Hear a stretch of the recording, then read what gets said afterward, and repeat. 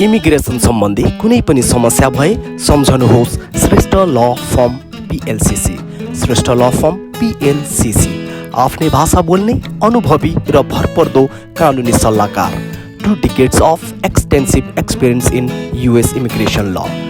For contact 212-625-3394 212-625-3394 Attorney Ramesh K. Shrestha. Buddha Tax and Accounting Pashupati Shrestha CPA. Address 7230 Broadway, Jackson Heights, New York. Phone number 347-703-9019 347-703-9019. Have CPA review your tax file for the best tax results. We file taxes for all 50 states. Buddha Tax and Accounting.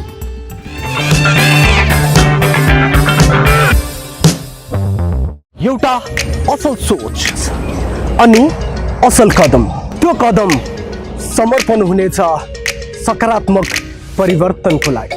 नमस्ते, म हुँ विकी बुलानी। मकै house online टेलिभिजनको यो new एपिसोडमा हार्दिक स्वागत छ।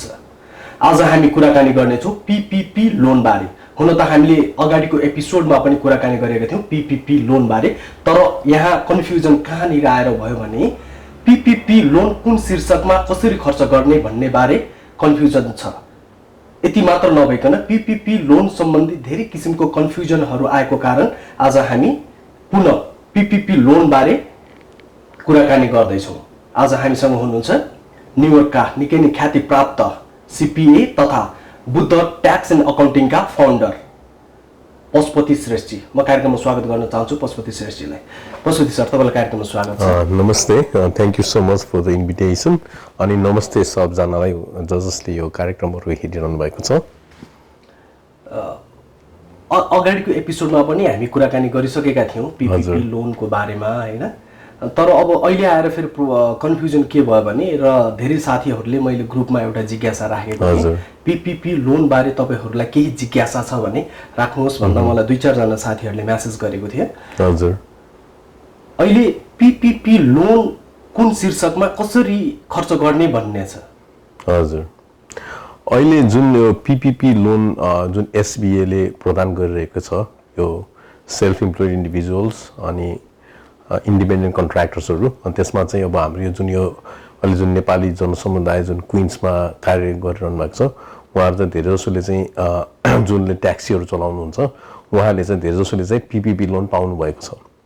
PPP भनेको चाहिँ पेरोल पर्चेस प्रोटेक्सन। यो चाहिँ खास गरी चाहिँ सानो बिजनेसहरूको लागि पेरोल हुन्छ नि, इम्प्लोइजहरू रहिरहन्, उनीहरूले काम पाइराखुन् भनेर यो खास बिजनेस ओनरलाई दिइएको हो। तर यो जो ट्याक्सीहरू चलाउनुहुन्छ उहाँहरू पनि यो सेल्फ इम्प्लोइड इन्डिभिजुअलमा पर्नुहुन्छ। त्यही कारण उहाँहरू आफू पनि इम्प्लोयर हो, आफै पनि इम्प्लोइ हो के। त्यही कारणले उहाँहरूले चाहिँ यो लोन प्राप्त गर्नुभएको। यो चाहिँ अहिले चाहिँ 2 फेजमा दिएको छ, एउटा फर्स्ट फेज अनि सेकेन्ड फेज। सुरुमा चाहिँ नेट इन्कमको आधारमा प्रदान गरिन्थ्यो, अनि पछि चाहिँ रुलहरू चेन्ज भएर ग्रोस इन्कममा प्रदान गरियो, होइन? अनि म्याक्सिमम चाहिँ $20,800 हो पाउन सक्ने, होइन? जति कमाइ भए पनि।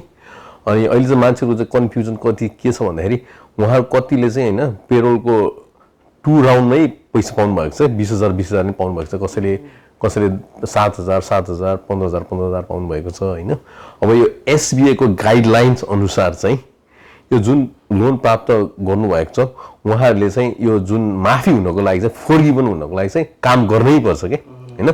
जुन लोन प्राप्त गर्नुभएको दिनदेखि उहाँहरूलाई चाहिँ 24 विक्स विन्डो हुन्छ। त्यो 24 विक्स विन्डो भित्रमा चाहिँ उहाँहरूले चाहिँ त्यो काम गरेर त्यो कमाइसकेको हुनुपर्छ कि पैसा। भनेपछि PPP लोन लिइसकेपछि चुप लागेर बस्नु भएन, आफ्नो कामलाई निरन्तरता दिइराख्नु पर्यो। अब सपोज तपाईँले 15,000 प्राप्त गर्नुभयो अरे, होइन? तपाईँको ट्याक्स फाइल अनुसार, होइन? उहाँहरूको फर्मुला छ त्यहाँ, त्यो फर्मुला अनुसार तपाईँले 15,000 प्राप्त गर्नुभयो सपोज। यो एउटा आर्बिट्रेरी नम्बर मैले चुज गरेको हो, होइन? भनेपछि तपाईँले 15,000 सपोज आज जुन 1st पाउनुभयो अरे भने तपाईँले आजको 24 विक्स भित्रमा चाहिँ तपाईँले 15,000 चाहिँ कमाउनु पर्यो पैसा, होइन? तपाईँ कमाउन चाहिँ जति तपाईँले PPP लोन पाउनु भएको छ बापत जति अमाउन्ट पाउनु भएको छ त्यतिकै अमाउन्टमा 24 विक भित्र कमाउनु पर्छ। हजुर हजुर हजुर अनि 60% चाहिँ तपाईको जे काम हो त्यसमै पाउनुहुन्छ हैन सपोज ड्राइभ गर्नुहुन्छ भने 60% ड्राइभ गरेरै कमाउन सक्नुहुन्छ अनि अर्को रेस्ट 40% चाहिँ तपाईको अपरेसनल कस्ट भन्छ त्यो चाहिँ तपाईको अब लाइक गाडीको रेन्ट भयो हैन गाडीको ग्यास तपाईको कार वास इन्स्योरेन्स खर्चमा चाहिँ खर्च गर्न सक्नुहुन्छ तर तपाईले नयाँ कुराहरु चाहिँ गर्न पाउनुहुन्न खास नियम अनुसार चाहिँ हैन पीपीपी लोन जुन शीर्षकमा भनौं न जुन बिजनेससँग रिलेटेड रहेर उसले प्राप्त गर्यो भनेपछि त्यो पैसा त्यही शीर्षकमा खर्च गर्नु पर्यो त्यो भन्दा अन्य खर्च गर्न पाएन भनौं न पर्सनल शपिङ हैन त्यस्तो चाहिँ पाइएन किन्ने यो त्यो कुरामा पाइएन तपाईले अब स्टकहरुमा इन्भेस्ट गर्न पाउनु भएन के त्यो पर्सनल के त्यो पैसा स्टकमा पनि खर्च गर्न पाएन खासै पाइदैन गाइडलाइन्स अनुसार हजुर हजुर हैन किनभने तपाईले जुन नर्मल बिजनेस अपरेसन गर्नु भएको थियो नि पहिला जे छ त्यसैमा मात्रै गर्न लाग्यो खासै यो चाहिँ कस्तो हो तपाईलाई प्यान्डेमिकले गर्दाखेरि तपाईलाई प्रब्लम भयो भनेर तपाईलाई दिएको लोन हो के खास यो चाहिँ तपाईले अब नयाँ कुरामा चाहिँ गर्न पाउनुहुन्न के खास भनेपछि एउटा ठ्याक्क मैले स्टकको कुरा गरेँ धेरै साथीभाइहरूले के गरेका छन् भने पीपीपी लोनबाट प्राप्त भएको रकम केही पैसा उसले खर्च गर्यो हैन जुन पेशासँग संलग्न छ तर बाँकी रहेको पैसा अहिले के भइरहेछ भने विशेष गरी मैले देखेको यो पछिल्लो समय रबिनहुड जुन एउटा एप्स त्यो सबैजना प्राय जस्तो धेरै नेपालीलाई अहिले जानकार छ रबिनहुडको थ्रु चाहिँ मान्छेले क्रिप्टो करेन्सीमा लगानी गरिरहेका छन् मार्केट शेयर मार्केटमा लगानी गरिरहेका छन् हैन भनेपछि के हुन्छ त त्यो अवस्थामा उले त्यतातिर पनि लगानी गरेको छ भन्ने कुरा त्यो देखिन्छ कि त्यो के हो अब कस्तो छ भन्दाखेरि तपाईको एसपीए गाइडलाइन्समा त्यो हार्ड एन्ड फास्ट रुल्स हुन्छ नि स्ट्रिक्ट रुल्स एन्ड रेगुलेसन चाहिँ छैन हैन त्यहाँ ग्रे एरियाजहरु पनि छन् तर अब उनीहरुको गाइडलाइन्स अनुसार चाहिँ तपाईले जुन नर्मल अपरेसन्स गर्नु भएको छ नि सपोज तपाई अब उबर अथवा लिफ्टहरु अथवा ट्याक्सी चलाउनु भने चाहिँ ट्याक्सीकै रिलेटेड बिजनेसमा चाहिँ खर्च गर्न पाउनु भयो तर त्यो भन्दा बाहेक चाहिँ गर्न पाउनु हुन्न गाडीहरु खरिद गर्न पाइयो गाडीहरु भन्नाले तपाईले गाडीहरु कस्तो हुन्छ भन्दाखेरि तपाईको गाडी तपाईको थोत्रो भयो हैन ओल्ड भयो मेरो यो इन्जिन चलेन भनेर चाहिँ गर्न पाउनुहुन्छ हैन तर नयाँ गाडी थपेर चाहिँ पाइदैन खास तर तपाईले अब कुनै एउटा रिजन देखाएर गाडी मेरो राम्रो छैन यो एकदमै ओल्ड भयो यसको इन्जिनले काम गरेको छैन भनेर चाहिँ गर्न पाउनु भयो तर तपाईले नयाँ चाहिँ थप्न पाउनु भएन कि फिक्स्ड एसेट चाहिँ नयाँ चाहिँ थप्न पाउनु भएन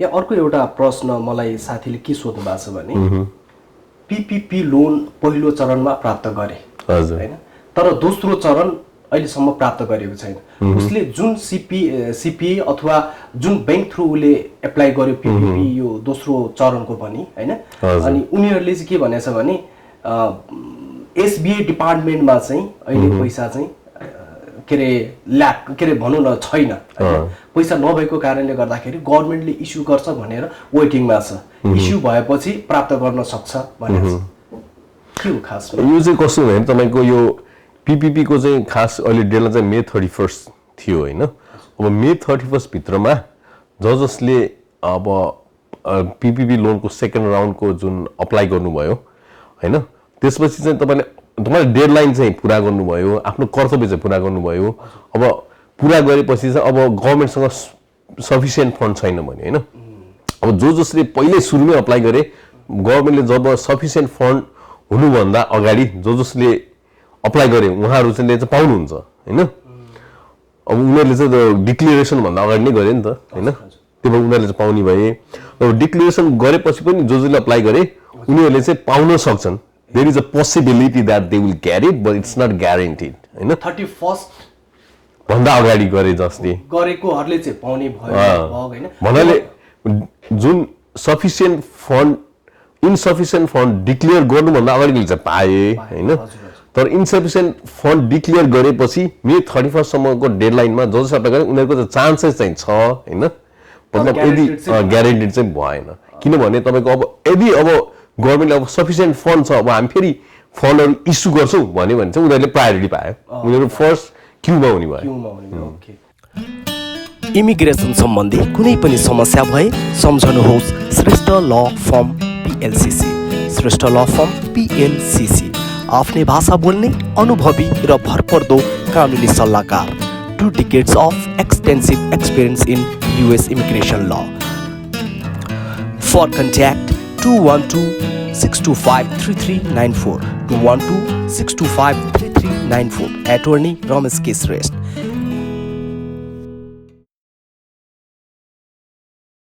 Buddha Tax and Accounting, Pashupati Shrestha, CPA, address 7230 Broadway, Jackson Heights, New York.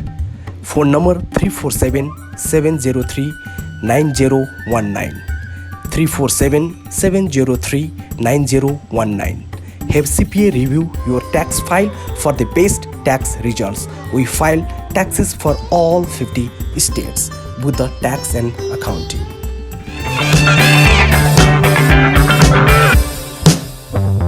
एउटा असल सोच अनि असल कदम, त्यो कदम समर्पण हुनेछ सकारात्मक परिवर्तनको लागि।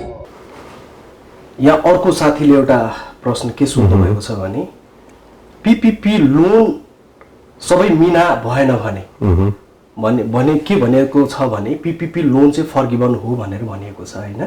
लिइसकेपछि हामीले त्यसको फिर्ता गर्नु पर्दैन, त्यो अटोमेटिक फर्गिभ हुनेछ भनेको छ हैन। अथवा त्यसको के प्रक्रिया होलान्, त्यो प्रक्रिया थ्रु गयो भने चाहिँ फर्गिभ हुन सक्छ भनेको छ हैन। तर यहाँ साथीले के सोध्नु भएको छ भने पीपीपी लोन सबै मिना भएन भने एकैचोटी सबै तिर्दा ब्याज तिर्नु पर्छ कि पर्दैन भनेको छ। यो चाहिँ के छ भन्दाखेरि एसबीआई को गाइडलाइन्स अनुसार चाहिँ तपाईको यदि तपाईले पीपीए लोन प्राप्त गरेर हैन, यदि तपाई युज गर्न चाहनुहुन्न, तपाईलाई अब पैसा चाहिएन हैन, तपाईले यदि अब आफ्नो पेरोलमा तपाईले काम गर्नु भएन हैन, तपाईले ड्राइभिङको लागि पैसा दिएको छ, तपाईले ड्राइभ गर्नु भएन भने चाहिँ तपाईलाई चाहिँ 5 इयर्स को पिरियड दिन्छ उनीहरुले। अनि 5 इयर्स पिरियडमा चाहिँ तपाईले 1% इन्ट्रेस्ट को रूपमा तपाईले चाहिँ उनीहरुलाई मन्थली पे ब्याक गर्न सक्नुहुन्छ। इन्स्टलमेन्टमा। हजुर, इन्स्टलमेन्टमा। उनीहरु चाहिँ जुन ब्याङ्कले तपाईलाई लेन्ड गरेको पैसा हैन, उनीहरु चाहिँ एउटा एमोर्टाइजेसन स्केड्युल भन्छ, तपाईले घर किनेको जस्तो हो के हैन। घर किनेको तपाईले किस्ता किस्तामा लोन प्लस त्यो आफ्नो प्रिन्सिपल पे गर्नुहुन्छ नि, त्यसै प्रकारले नै तपाईको त्यो जुन लोन पाउनु भएको छ त्यसको चाहिँ तपाईले मन्थली पेमेन्ट गर्नुपर्छ। त्यो चाहिँ ब्याङ्कले नै डिटरमिन गर्छ तपाईले कति पे गर्ने भनेर। यो चाहिँ एकदमै मिनिमल रेट, अलमोस्ट 0%, 1% मै हो। 1%। हजुर। भनेपछि पीपीपी लोन लिएर यदि फिर्ता गर्नु परे पनि हजुर घाटा चाहिँ छैन। अलमोस्ट 1% भएपछि त हैन। त्यही त एकदमै हो, सिस्टमै जहिले पैसा हुन्छ फिर्ता गर्नु भने जस्तो। हजुर हजुर। त्यस्तो केसमा चाहिँ तपाईले पैसा युज गर्न पाउनु भयो हैन। पाइयो। अलराइट। यहाँ अर्को एउटा छ, हाम्रो यो अर्को साथीले सोध्नु भएको घर खरिद गर्दा अथवा घर खरिदमा पीपीपी लोन लिँदा असर पर्छ कि पर्दैन? घर खरिद गर्दैछ तर पीपीपी लोन लियो भने घर खरिद गर्दाखेरि असर गर्छ कि गर्दैन भने जुन अहिले घर खरिद गर्ने कुराहरू छ हैन, त्यसमा चाहिँ तपाईको ब्याङ्कले तपाईको इन्कम अनि तपाईको डेट अथवा लोन कति छ भनेर उनीहरुले तपाईको रेशियो उनीहरुले हेर्छ हैन। तपाईलाई कति लोन प्रदान गर्ने भन्ने कुरामा हैन, तपाईले कति डाउन पेमेन्ट गर्नुहुन्छ घर खरिद गर्दाखेरि हैन, त्यसमा पनि डिपेन्ड गर्छ। तर तपाईको यदि तपाईले पीपीपी लोन लिनु भएको छ भने चाहिँ तपाईको मन्थली क्याल्कुलेसनमा हैन कति तपाईले तिर्नु पर्ने हुन्छ हैन, त्यो उनीहरुले क्याल्कुलेट गर्छ। त्यसकारण तपाईलाई अलिकति चाहिँ असर पार्छ, त्यो डेट टु इन्कम रेशियो भन्ने हुन्छ। अनि त्यसमा चाहिँ तपाईलाई अलिकति चाहिँ असर चाहिँ पार्छ त्यसै। हजुर। यो मैले यो जोडिहालेँ। हजुर। अब पीपीपी लोनसँग रिलेटेड छ कि छैन हैन, तर यो घर खरिद गर्ने कुरामा आएपछि चाहिँ हजुर हजुर घर खरिद गर्दा त यदि उसँग गाडी किनेको लोन छ भने पनि असर गर्छ। गर्छ। अलिकति चाहिँ एकदमै ठुलो इम्प्याक्ट चाहिँ पार्दैन हैन, अलिअलि पार्छ, त्यस्तो धेरै चाहिँ पार्दैन। हजुर। ओके, सो अलराइट, हामी सर कार्यक्रमको अन्त्यमा आइसकेका छौँ हैन। जाँदा जाँदै कार्यक्रमको अन्त्यमा पीपीपी लोन बारे नै जति पनि हामीले अहिले इन्ट्र्याक्ट गर्यौं हैन, त्यो भन्दा छुटेको कुरा यो चाहिँ राख्नुपर्छ। अहिलेको यो जुन सिनारियो छ, जुन करेन्ट सिनारियो छ, जुन मान्छेलाई कन्फ्युज छ हैन, यो कुरा चाहिँ मैले राख्नै पर्छ है भन्ने केही छ भने तपाईले कार्यक्रमको अन्तिममा राख्न सक्नुहुन्छ। स्योर। तपाईले राम्रो प्रश्न गर्नुभयो अन्तिममा हैन। अब यो कस्तो छ भन्दाखेरि तपाईको कोही यो जुन ड्राइभिङ गरिरहनु भएको छ उहाँलाई चाहिँ के जिज्ञासा छ भन्दाखेरि यो ड्राइभिङ भन्दा बाहेक अरु के खर्च गर्ने त हैन, यो मोर्गेज के रे लाइक यो रेन्ट हैन, तपाईँको इन्सुरेन्स खर्च ग्यास होइन मान्छेले चाहिँ तपाईँ मैले चाहिँ के भन्छु भने तपाईँ 100% ड्राइभ गर्नु होइन त्यो ड्राइभ मात्रै गरे पुग्छ क्या त्यो खर्च अरू देखाउन अरूको टाउको दुखाउनै पर्दैन क्या होइन 100% ड्राइभ गरे पनि हुन्छ क्या तपाईँले 15,000 पाउनु भएको छ 24 हप्ताभित्रमा 15,000 कमाउनु भयो भने पुग्यो क्या होइन अब यदि सेकेन्ड राउन्ड पाउनुहुन्छ नि 15,000 त्यो 15,000 फेरि पाएपछि 15,000 ड्राइभ गर्नु भने पुग्यो क्या तपाईँको यस्तो कार वास इन्सुरेन्स त्योमा टाउको दुखाउनु पर्दैन होइन मैले होइन 100% ड्राइभ गरिदिए भयो क्या कि त 60% देखि 100% ड्राइभ गरे भयो यदि तपाईँले 80% ड्राइभ गर्नुभयो 20% अरू खर्च देखाउनु पनि भयो क्या होइन 100% चाहिँ ड्राइभ गरिदिनु भयो क्या होइन जस पेरोल 100% पेरोल के होइन अब तपाईँको कति मान्छेको कस्तो जिज्ञासा छ भन्दाखेरि हामीले चेकिङ अकाउन्टबाट सेभिङ अकाउन्टमा ट्रान्सफर गर्नुपर्छ होइन प्रत्येक विक पैसा यति यति 500 खर्च गर्ने कि होइन अब मैले चाहिँ के भन्छु भन्दाखेरि त्यो गरे चाहिँ हिसाब किताब क्लिन हुन्छ होइन त्यो बुक किपिङ होइन मेन चाहिँ तपाईँहरूले ड्राइभ गर्नु पर्यो क्या होइन तपाईँको अब मन्थली रिपोर्ट त उबर शीर्षकमा पीपीपी लोन पाएको छ त्यही शीर्षकको अथवा भनौँ त्यही बिजनेसलाई तपाईँले निरन्तर चाहिँ लानु पर्यो खास यो चाहिँ मेन चाहिँ तपाईँले काम गर्नु पर्यो क्या मेन चाहिँ तपाईँ इम्प्लोइ चाहिँ काम गर्नु पर्यो कि त इम्प्लोयरले इम्प्लोइ बनेर काम गर्नु पर्यो त्यसकै लागि नै यो पीपीपी भनेको हो क्या पेरोल पर्चेस प्रोटेक्सन भनेर त्यो नै भनेको हो क्या So all right, thank you very much for thank you so much है यो मकै अनलाइनलाई पनि धेरै धेरै धन्यवाद छ Thank you so much. Okay. फेरि हामी अर्को शीर्षकमा फेरि जोडिने नै छौँ sure है thank you so much thank you so much all right अहिले हामी कुराकानी गरिरहेका थियौँ पीपीपी लोनको बारेमा मलाई जहाँसम्म लाग्छ जतिजनाले पनि यो कार्यक्रम यो अन्तर्वार्ता हेर्नुहुनेछ मलाई लाग्छ यो तपाईहरुको लागि जानकारीमूलक नै हुनेछ भनेर अलराइट त्यतिन्जेलसम्मको लागि म बिकी पुलामी बिदा लिन चाहन्छु हस्त नमस्ते शुभ दिन शुभरात्रि